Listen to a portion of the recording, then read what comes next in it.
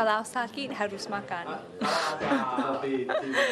Makan nasi, banyak nasi dan tidak akan menjadi sakit. Itulah salah satu budaya Indonesia yang paling diingat Welaska Solorzano selama setahun tinggal di Malang dan Yogyakarta. Perempuan kelahiran Caracas, Venezuela yang besar di Washington DC ini sudah 2 tahun belajar bahasa Indonesia. Saya sangat suka lagu-lagu Indonesia seperti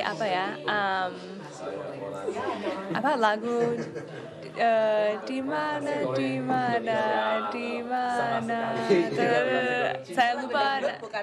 saya lupa judulnya. Bersama sejumlah warga Amerika lain, Welaska datang ke Dua Coffee di pusat kota Washington DC untuk melancarkan bahasa Indonesianya dibimbing Nona Kurniani Norris, pengajar bahasa Indonesia di Johns Hopkins University. Ini meja bahasa Indonesia, jadi bertemu dengan penutur bahasa Indonesia dan omong-omong santai sambil minum kopi. Meja bahasa Indonesia di gerai kopi milik diaspora Indonesia ini menjadi kelanjutan dari meja bahasa yang dilakukan Nona di kampus. Harapannya dapat menarik mahasiswa karena pesertanya terbuka untuk umum. Apalagi mereka dapat mengobrol, ditemani kopi dan camilan khas Indonesia. Simon Tranhudes adalah mahasiswa Nona yang sore ini ikut belajar. Ibu Nona bagus sekali dan ramah sekali dan juga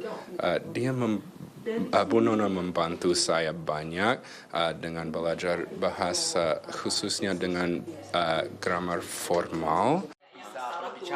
Selain mahasiswa di Johns Hopkins, ada juga peserta kelas bahasa Indonesia di Kedutaan Besar RI dan sekolah lain, serta mereka yang belajar sendiri melalui aplikasi atau kelas online. Karena sudah mengajar beberapa semester, saya tahu mereka kosakata apa yang mereka tahu, dan saya selalu coba dengan kosakata yang mereka tahu. Jadi tidak begitu otentik kan.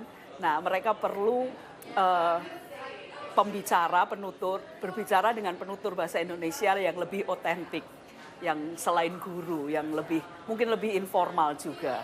Karena settingnya juga informal di luar kelas. Menurut Nona yang sudah mengajar di Amerika sejak tahun 2001, meja bahasa Indonesia disambut positif karena tak mudah memperoleh kesempatan seperti ini. Salah satunya David Dennis yang sudah 7 tahun belajar bahasa Indonesia, awalnya karena mengikuti program pertukaran pelajar di SMA 1 Depok tahun 2012. Menurut saya kalau belajar saat awalnya, kalau belajar bahasa Indonesia lebih mudah, tapi semakin lama semakin susah. Itu karena menurut saya grammar bahasa Indonesia itu lebih susah kalau lebih formal.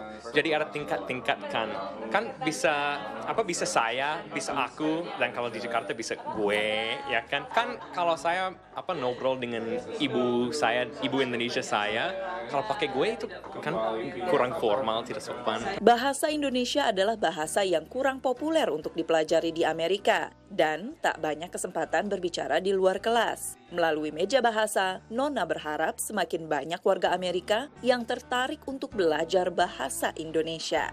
Dari Washington DC, tim VOA.